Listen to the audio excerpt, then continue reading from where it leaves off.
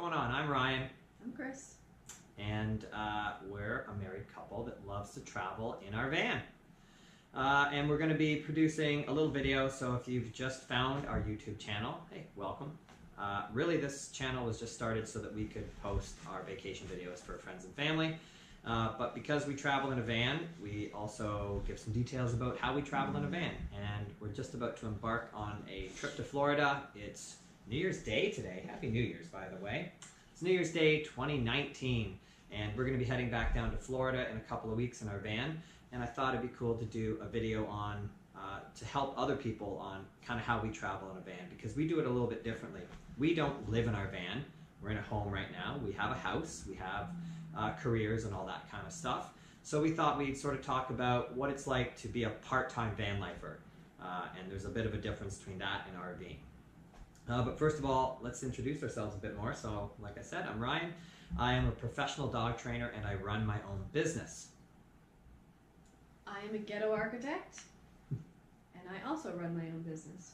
Yeah, so we worked pretty hard over the last number of years for both of us to be self-employed. That was kind of our dream. Because we're both self-employed, that gives us a bit more freedom maybe than some other people out there to just sort of say, hey, I'm going to close down the business to clients for this couple of weeks and travel. And I'd say right now we, on average, travel 4 times a year, right? Yes, and that's what you do.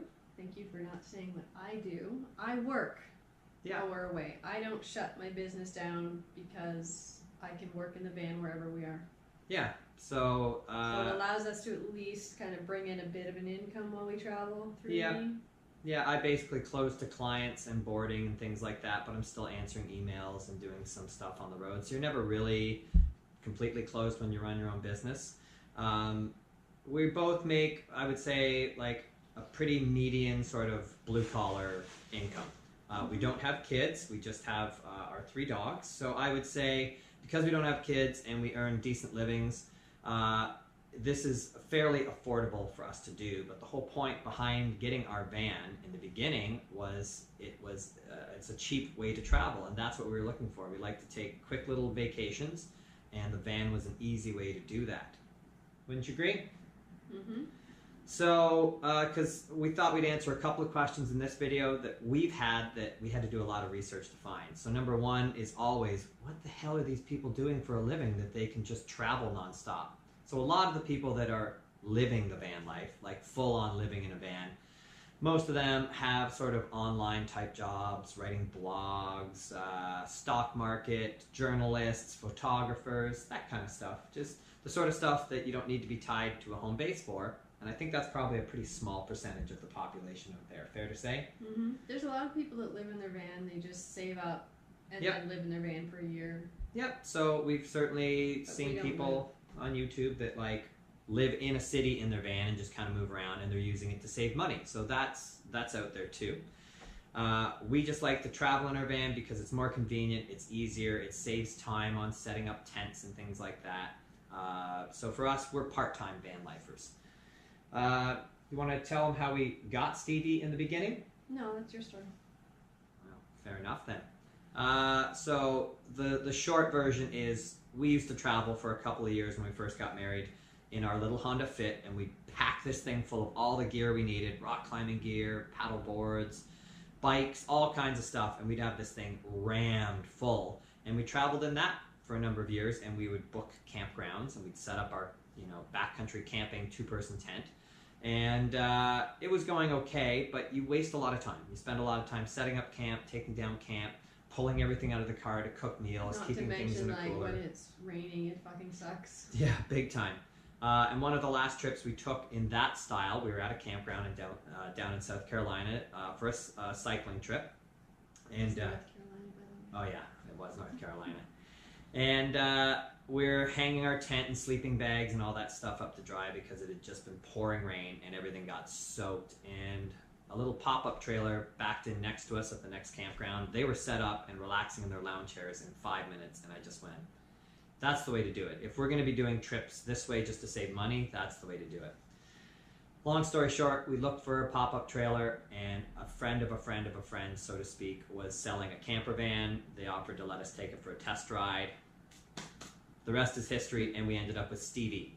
Stevie's our RV, and we've got a YouTube channel and a Facebook, and really that began just so that we could share, like I said, our vacation trips with our friends and family, and then we just sort of decided maybe we'll move this a bit more forward and just kind of try and put out some free information so people can see how we do it, because it's a little different. We don't live in our van. We don't pretend to be like hardcore full-time van lifers. We just use our van as a really convenient way to travel. It's a cheap way to travel, and we can take our 3 dogs with us everywhere we go. I would say our general budget, we do a lot of planning. I'll put up a quick shot of the spreadsheet that I'm using. So it takes me a week or so in my spare time. I'd say a total of maybe 6-7 hours of planning. We did quite a bit the other night too. And planning consists of finding free spots to park. So whether it's a Walmart, a Home Depot, big box store like that, whether it's trying to locate permittable street parking in a city, like where you can just park on a residential side street. We haven't done up to this point yet. Yeah, it's been tough to find that kind of stuff. Parking during the day, like where can we park and leave the van safely so that we can go out sightseeing. Campgrounds if we need them. We look for a lot of public parks. Yep. So that I can work and the dogs can play and. Yeah. Yeah. Yeah. So all that stuff we try and cover ahead of time. We've done it on the road, and I just found it takes up a lot of time. So we'll be sitting there sometimes for 2 hours at a Starbucks. Not to mention the cost, because we generally travel in the States. Yeah. Let's be real about that. And for us to use our phones in the States, we have to buy packages ahead of time. We have limited data. Right. So we're kind of screwed. We can't just search all willy-nilly. Yeah, and I'd say on our last trip that we just took in November down to North Carolina again, I'd say there was some days where we wasted 4 hours trying to find, like, Google a place to park or a place to go. And I felt like after that trip, I'd rather waste that time at home where I can put my feet up in the evening and it's not on a trip. So right now we're creating a big spreadsheet with all the places to park, public parks, places to fill up propane, everything that we're going to need on the road. I like to have sort of laid out ahead of time so that when we get to a place, we don't waste time doing that. It's already sort of been looked at ahead of time. So planning is a big part of this too. It depends on the trip. If we're traveling a lot, you got to remember we're vacationing. So we're doing a lot of traveling over 2 or 3 weeks when we're on the road. So we spend on average about 125 US per day if we're in the United States. In that 125, a lot of it's gas. Could be $80, $90 a day in gas, because we might be driving 4 or 5 hours or 6 hours in a day to get from place to place. So that's an average, right? And then we do have food. We don't really eat out. We have a kitchen in the van, so why wouldn't we use that? In that 125 a day is also averaged out the amount of food we buy for our dogs. Different things like that. So when I say 125, that's parking, that's maybe going to see a museum, that's all the gas for our trip, that's food. It's everything that we're going to need. Cheap in the grand scheme of yeah. things.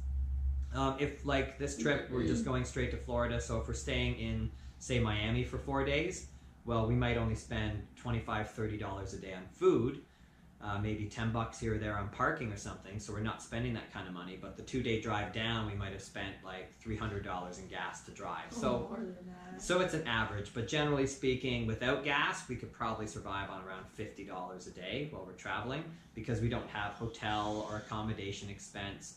And we do stay at campgrounds every once in a while. We just kind of go, you know what, I could use a night with a hot shower and plug in and not worry about what's outside the van, because sometimes you're parked in sort of sketchy areas.